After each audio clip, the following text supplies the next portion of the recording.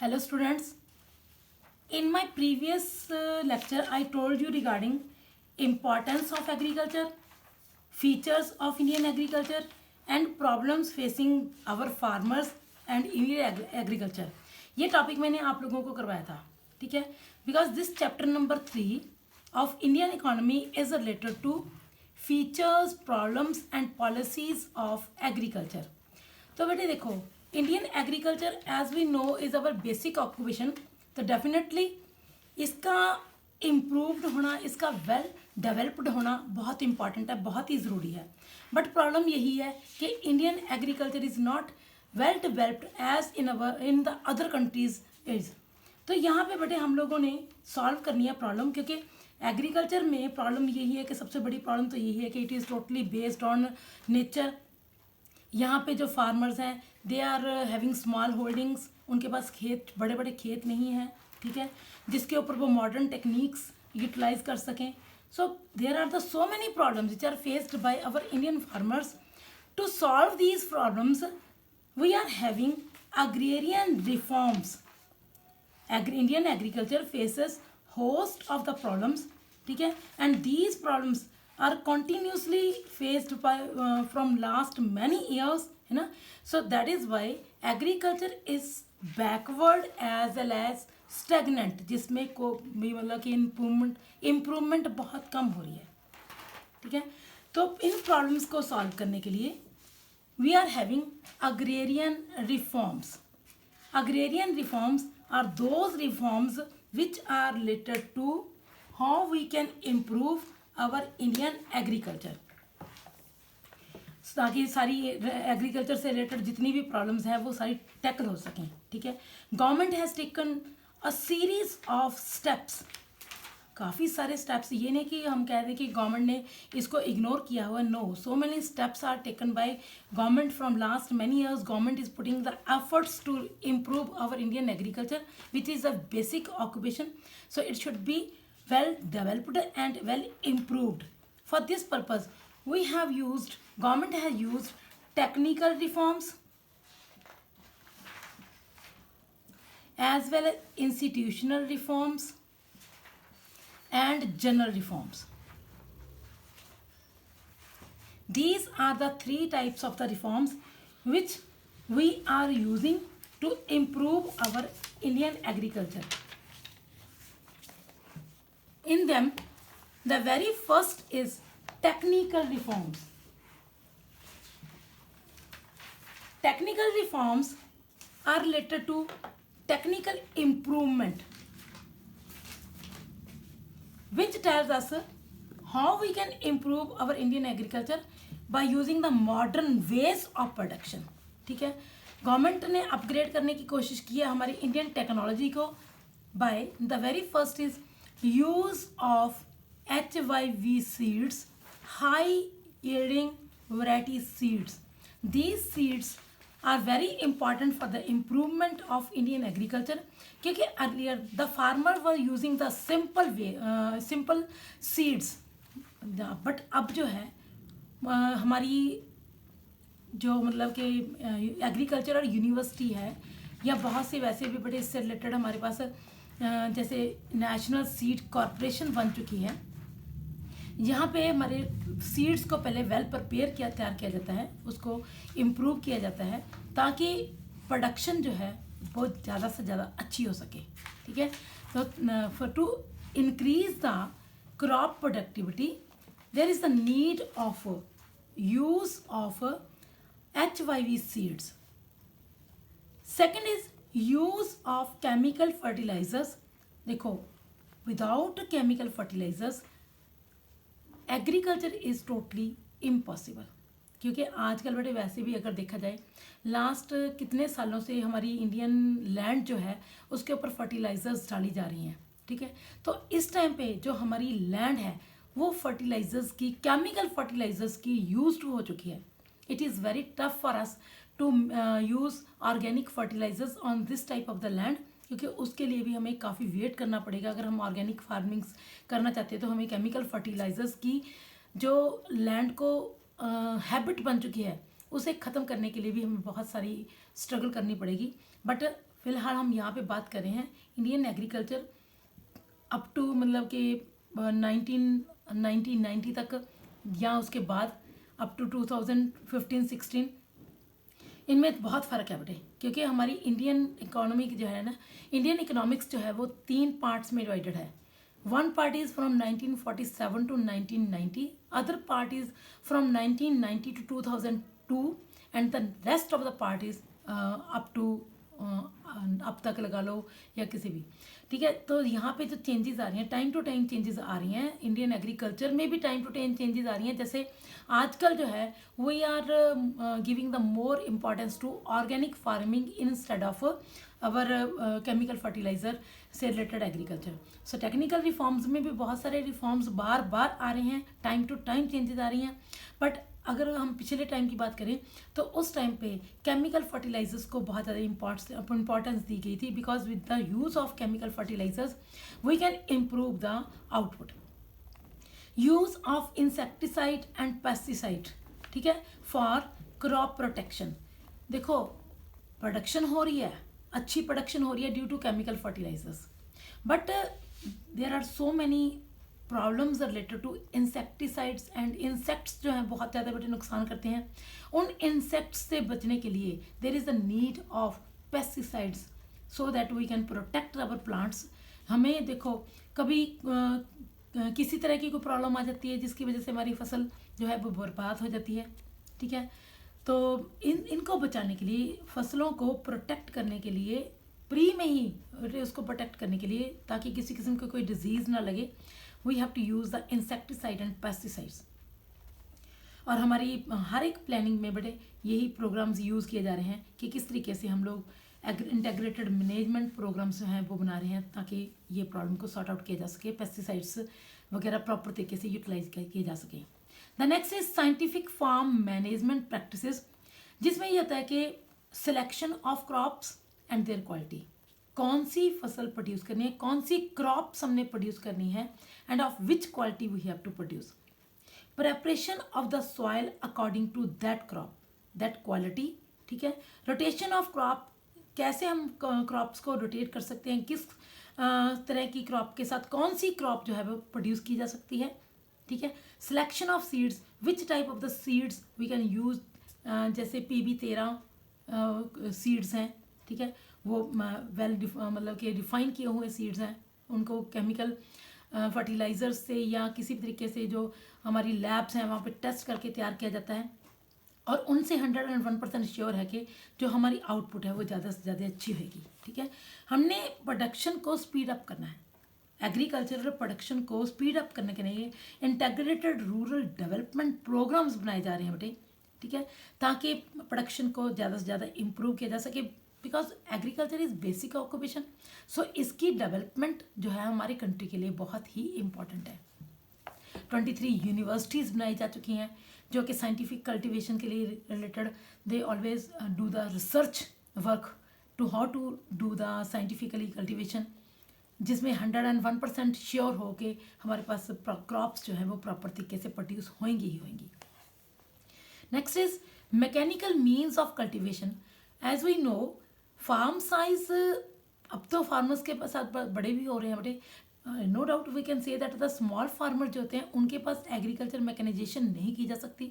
But अगर हम big farmers के पास देखें जिनके पास बहुत बड़ी बड़ी लैंड है, वहाँ पे या कॉरपोरेटिव सोसाइटीज़ जो हैं वो कॉरपोरेशन फार्मिंग के लिए लोगों को एनफोर्स कर सकते हैं. कॉरपोरेशन फार्मिंग मीन्स से कुछ फार्मर्स इकट्ठे हो जाएं, वो इकट्ठे मिलके अगर इतने 8-10 खेतों का, 8-10 फार्म्स का एक साइज़ तैयार कर लें, तो उनके ऊपर जो हमारे modern ways of mechanised means of cultivation can be easily utilised.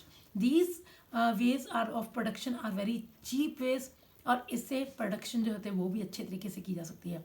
और जो हमारे RRBs हैं, regional rural banks, are providing the financial help to such type of the farmers also, those who are using the way of cooperative farming. ठीक है, almost कहते सारी states जो हैं वहाँ पे वैसे it is very tough to do this cooperative farming, because farmer जो हैं उनकी थोड़ी सी आउटलुक, बेशक हम जितनी मर्जी कोशिश कर लें उसको चेंज नहीं कर सकते. सो cooperative farming is very tough, but government is doing the efforts for this agro industrial corporations बन चुकी हैं ताकि ये कोऑपरेटिव फार्मिंग जो है अच्छे तरीके से हो सके, मल्टीपल क्रॉपिंग जो है मीन्स ऑफ कल्टीवेशन अच्छे तरीके से यूटिलाइज किए जा सके. Second are institutional reforms or land reforms. Institutional reforms which helps in institutional changes.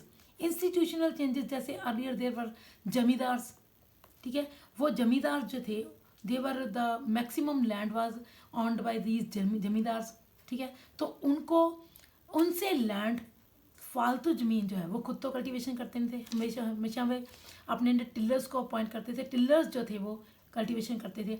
अब यहाँ पे ज़रूरत थी उनके पास जो एक्स्ट्रा लैंड है वहाँ से एक्स्ट्रा लैंड लेके लैंडलेस फार्मर्स को डिस्ट्रीब्यूट करना. For this purpose there are so many land reforms which are used. The very first is evolution of intermediaries.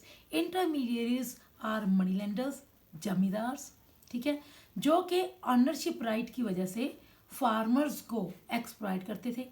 For escaping the farmers from such type of the exploitation, government used the way of abolition of intermediaries. Now the farmers are directly related to government. Earlier the farmers were related to the jamidars and jamidars were related to the government. तो बीच में ये intermediaries थे. But now due to abolition of such type of the intermediaries, now farmers are directly related to government. There are the lesser chances of exploitation of the farmers through jamidars. Regulation of rent. Now rent is fixed by the government. Otherwise earlier jamidars exploited the farmers on the basis of land revenue as well as rent. ठीक है, rent के behalf पे वो लोग मतलब कि British government ने जितना भी रेंट रखा होता था वो उससे कुछ ज़्यादा ही रेंट वो फार्मर्स को बोल के उनको एक्सप्लॉइट करते थे. But now the rent is fixed by the government and generally these are not to exceed 1/3 of the value of the crop, but it varies district to district, state to state. ठीक है, अलग अलग states में ये rate vegetable अलग अलग तरीके से, बट 1/3 ऑफ द क्रॉप से ज़्यादा तो ये हो ही नहीं सकता. And now farmers are very well known about it. ठीक है, नेक्स्ट है consultation of the land holdings. Consultation means to say जो आपके स्कैटर्ड फार्म्स हैं, फार्मर्स के बेटा हमेशा ये होता है कि एक टुकड़ा जो लैंड का यहाँ पे है, एक वहाँ पे है, एक कहीं और पे है, अलग अलग जगह पे उनके फार्म्स जो है वो स्कैटर्ड होते हैं. स्मॉल लैंड होल्डिंग्स तो थी ही, साथ में उनके जो फार्म्स थे वो स्कैटर्ड थे, जिसकी वजह से वहाँ यहाँ से वहाँ जाने, वहाँ से यहाँ जाने में उनका बहुत सारा टाइम वेस्ट हो जाता था. ठीक है, तो उसके लिए government used the way of consultation. Instead of scattered farms or fragmented farm, farmers can take their farms at one place, but the rate will be according to the place. ये नहीं है कि अगर आपका एक फार्म चंडीगढ़ में है, एक फार्म आपका संगरूर में है तो रेट सेम होएगा. जितने की चंडीगढ़ में ज़मीन है या जितने की संगरूर में ज़मीन है, rates place to place vary करते हैं बेटा.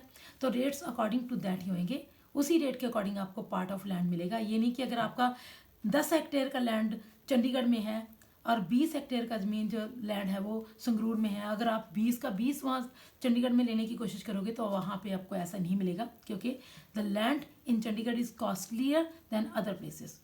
सो the rate will be according to the place. The next by this way, एक तो बड़े बड़े फार्मर्स का टाइम जो यहाँ वहाँ जाने का टाइम है वो सेव हो जाएगा, और साइज ऑफ फार्म जो है वो इंक्रीज होने की वजह से farmers can use the modern ways of cultivation on their piece of land. The next is ceiling on land holding. Ceiling means to say seal, एक लिमिट फिक्स करना.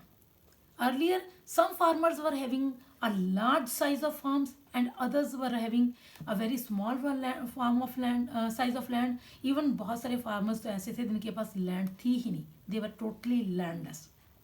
जिनके पास लैंड बहुत ज़्यादा थी वो सारी लैंड के ऊपर कल्टीवेशन कर नहीं पाते थे, तो उनकी बहुत सारी लैंड जो थी वो अनकल्टिवेटेड रह जाती थी. और सारी लैंड को कल्टीवेट करने के लिए और सबको इक्वली करने के लिए, so that the landless farmers must have some small piece of lands also, ताकि उनके पास अपनी जो इनकम का सोर्सेज है वो निकल सके. तो government use the way of ceiling. यहाँ पे government fix the limit of the land, ठीक है।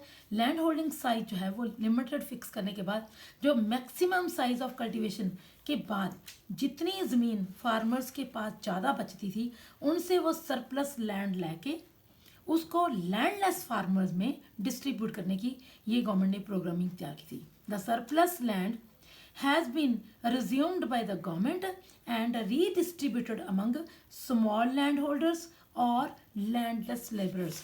तो इस तरीके से बेटा ये होएगा कि आउटपुट भी इंक्रीज होएगी, क्योंकि जमींदार जो इतनी ज़मीन पे एग्रीकल्चर नहीं करते थे, फार्मिंग नहीं करते थे, तो उनका बहुत सारा पार्ट ऑफ लैंड जो था वो अनकल्टिवेटेड रह जाता था, तो उसको वो प्रॉब्लम भी सॉल्व होगी इससे।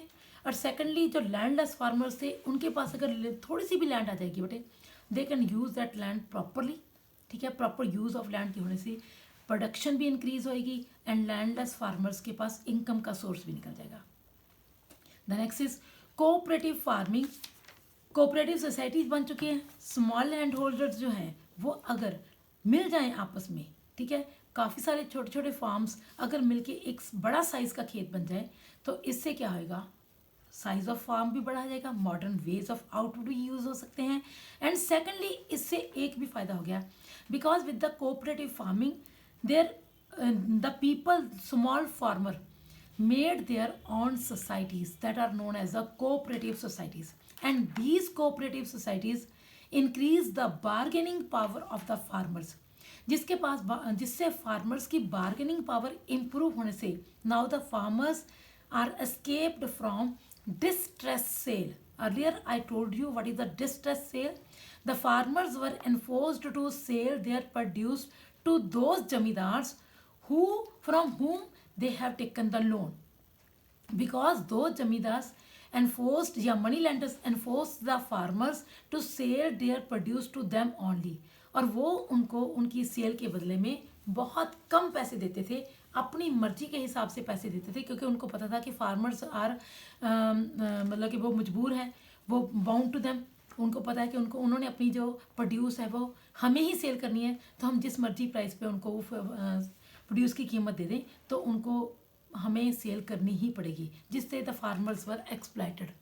जब फार्मर्स एक्सप्लॉइटेड थे तो इस वजह से ये हमारे पास प्रॉब्लम आ गई थी कि कोऑपरेटिव फार्मिंग की वजह से, कोऑपरेटिव सोसाइटीज़ की वजह से फार्मर्स की बार्गेनिंग पावर इम्प्रूव होगी, इंक्रीज होगी। Now the farmers are having their marketable surplus, they move to the market, they are able to get their proper price for their produce. Farmer जो हैं वो उनको बड़े अब किसी किस्म की कोई प्रॉब्लम नहीं है, ठीक है। इस तरीके से फार्मर जो हैं उनको अपनी फसल को पूरा बेचने का पूरा अधिकार है और पूरी कीमत लेने का उनको प्रॉपर अधिकार है। वो अपनी प्रोड्यूस को मार्केट में जाके मार्केटेबल सरप्लस मतलब सेल्फ कंजम्पशंस के बाद जो पोर्शन बच गया for the sale in the market, that is marketable surplus. और ये बेटा क्वेश्चन पिछले साल वाले हमारे पेपर में आ चुका है, व्हाट इज मार्केटेबल सरप्लस।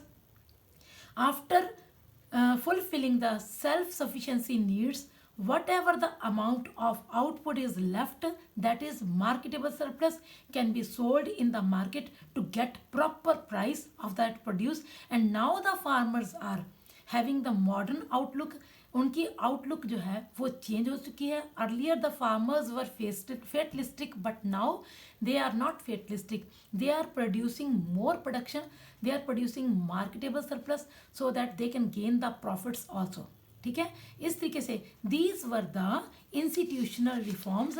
ये बेटे दो तरह के रिफॉर्म्स आज आप कर लो, प्रॉपर तरीके से इनको लर्न कर लो, क्योंकि उसके बाद जो हमारे तीसरे रिफॉर्म्स हैं that are general reforms. General reforms and last topic हमारे पास है green revolution, very important topic. ये टॉपिक हम हमारे नेक्स्ट लेक्चर में करेंगे और इस लेक्चर को बड़े अपना प्रॉपर तरीके से लर्न कर लेना। Thank you and God bless you and have a nice day.